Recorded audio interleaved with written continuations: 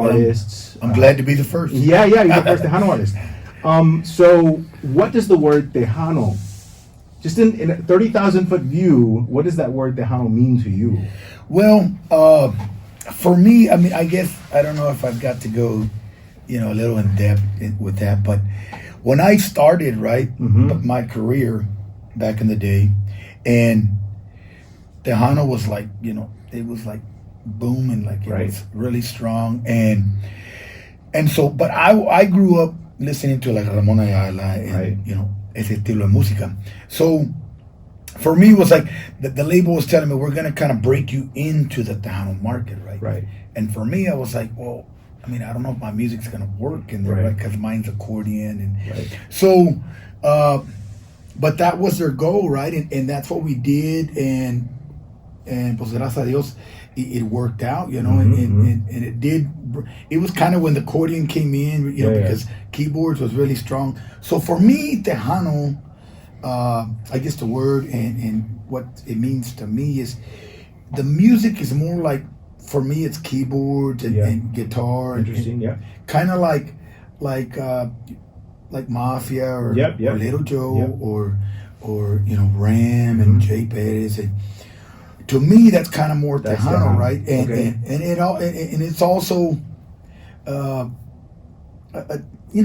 definitely Texas, right? People listen to Tejano music. A lot of people are from Texas, and because what I discover when I go out of state, I'm considered Tejano, right? And I mean, even considered Tejano in Texas now. It is crazy how that worked out.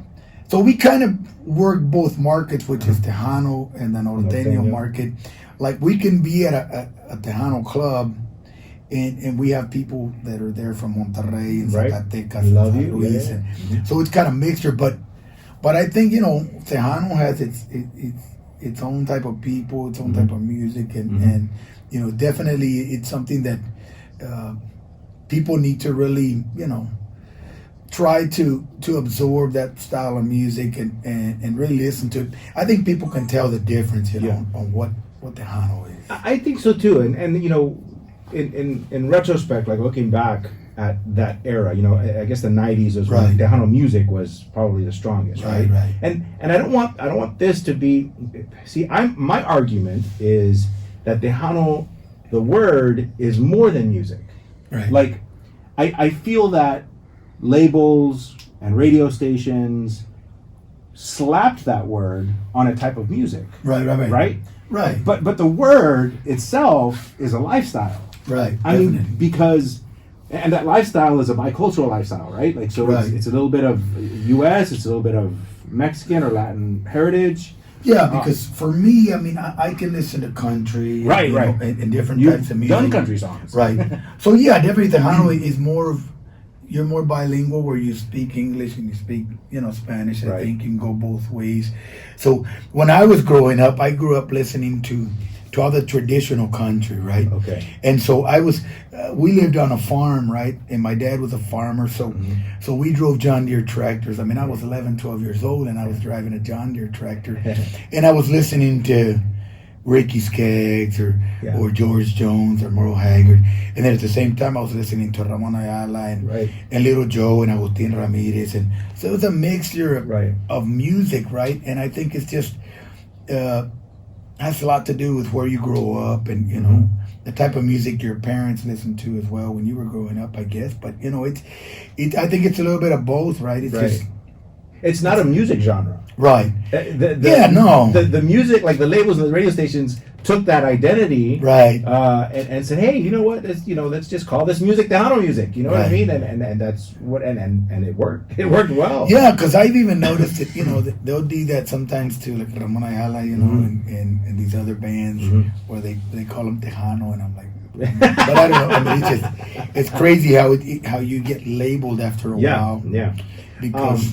I was going to ask you, the farm that you said you grew up, is that here in South Texas? Or? It's in, we lived in a lot of different farms, man. we kind of, the first place I remember, I guess, existing, right, is in this little town by the name of Hermely, Texas.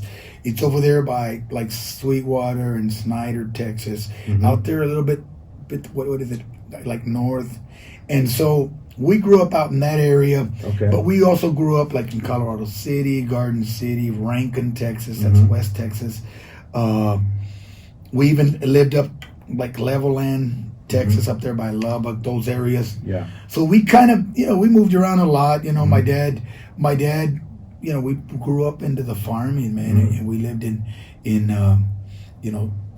the farm homes, and for me that was living, and it's always been, for me that was my peaceful time when I was growing up as a kid, and I mean I just have great memories growing up, on the farm. So when did you realize you wanted to do music? Well, my dad, when we lived on the farm, right, we had those TVs back then where they had those, I think it's cassette players or something where you can record with a mic. Yeah. Those console TVs. So my dad was always the type that had his guitar, and on the weekend he would, he'd take out his guitar, and when I was real young, well, I would kind of, that kind of, drew my attention, and I would go up there where he was at. And then I don't know, I just remember just kind of singing songs, and that's kind of the way it was at home. We would sing songs at home, and he would record us singing, and that's how I started with him. So then I just kind of knew that I liked singing, right? Yeah. And we did that a lot with my uncles on my mom's side. We would get together with, let's say que había, there was Mexicanos working right on the field there, that were there working where my uncle worked, and they would, kind of, we'd be there, hanging out. Would be there with my dad, and he was never the type to be like, well, go over there and play with the kids. I mean, if I wanted to sing with him, I was there, right? Yeah. And so, La Raza, pues they were kind of like freaked out because I would sing with my dad at 8, 9 years old, right? And they were seeing a little kid, singing. So that's kind of the way it started. And when I kind of decided, this is what I want to do, I think it was like 15 years old, right? Yeah. And my dad decided to make the band, and at that time he was playing accordion, and I was playing I started to learn how to play the bass, right? Yeah. And like I was left-handed, my dad he decided to kind of switch out the strings, the bass strings, To reverse them? Right. Yeah. But by then I had already kind of messed with the bass, and I was learning it. Yeah, right. Don't mess with it. Right? Yeah, so I'm good the way it is, and so he left it the way it was. So I started to learn bass, right? And so the thing was, I started on the bass, and we started in the farm. I think it was like Rankin, Texas, when we started in a barn there. And my uncles joined the band, my dad's brothers, and so that's kind of when I, kind of said, this is what I want to do. Yeah. Because I would ask myself, like, I'm in school and I'm going, well, what do I want to do in life? Right. At 15 years old, I don't think 15-year-old kids nowadays don't think that. Right. But me back then, I was like, what I want to do? I want to be a lawyer, doctor. What I want to do, and it was just always music for me. Yeah. And so that's kind of what I focused on. So when you realized that you captivated the Los Caballos y las Vacas, you were like, okay, maybe we got something here. In the barn. You're like, well, with my dad, we always were busy. We never were just at home watching TV. Right. My dad always had us doing something, right? Because what we did on the farm.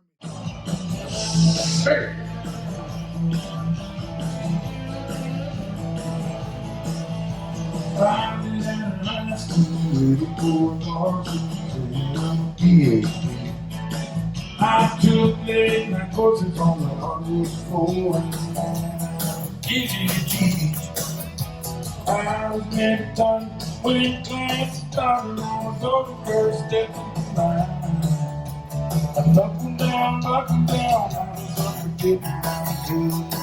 But I got a honky tonk education.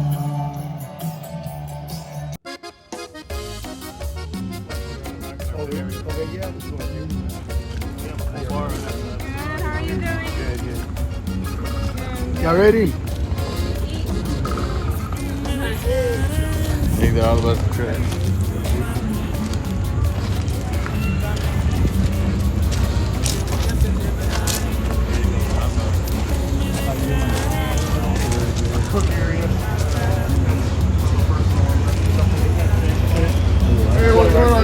Joe. How you doing? How you doing? Michael, how you doing? Good. How are you? Good, brother. Nice to meet you. Ready to eat? I hope you can eat as good as you sing. I hope not. No. This is one of my plant managers will say. He runs our website plant here. This is our plant manager from our Beckman plant. Homer Martinez. Good. Met you two guys already. So you guys ready to eat? If y'all want, they told us to say they didn't drink up this morning. You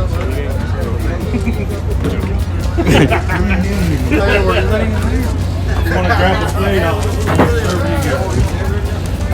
Just food. And Joe, the guy in the red that's walking that way, he basically did this whole pit. Oh, really? There's a prep room inside, and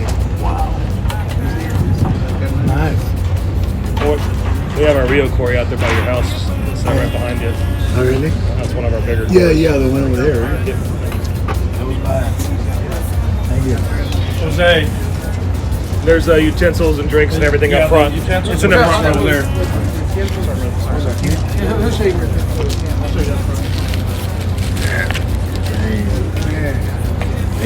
Hats off to the chef. Yes, sir. Sure. Hats off to the chef.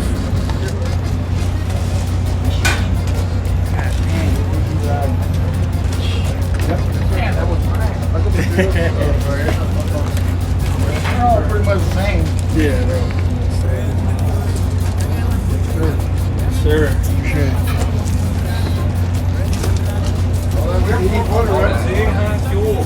I think. You're welcome. Thank you guys. What I do to deserve this, Dad? He's like, it's my birthday. Hey, whose birthday is this one? It's one of y'all's birthday, right? Is your birthday too? It's my birthday too. Happy birthday, baby. Ahorita vamos a comer. Ponemos prueba solos. Hay que celebrar. ¿Verdad? Baby, it's his birthday too. Tengo que buscar una cana para ponérselo en la papa.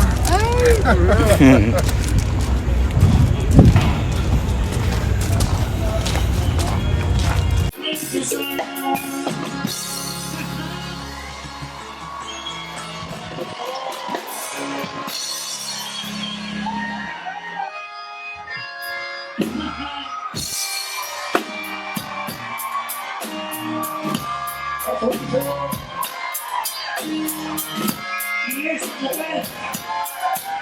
esta canción para borrachos. Esta no para borrachos. Son los signos.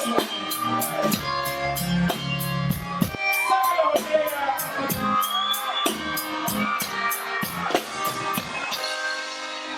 Otra vez se la consigo. Con el minuto.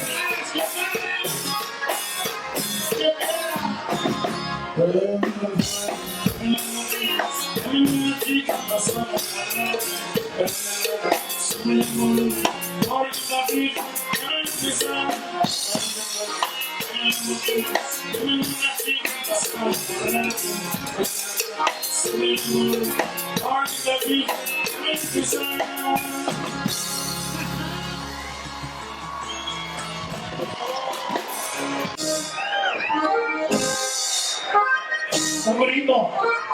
¡Las mujeres!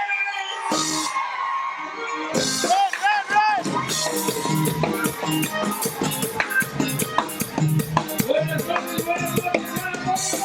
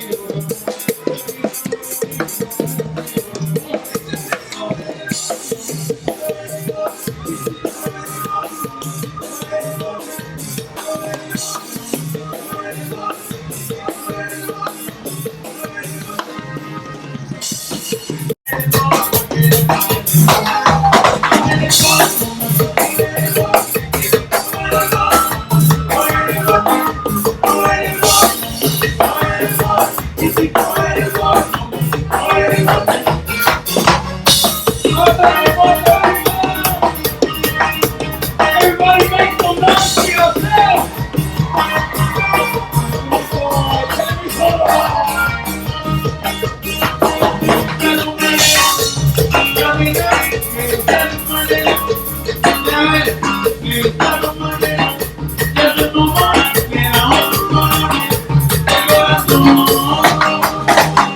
Everybody put your hands in the air! Yes, yes, yes, yes,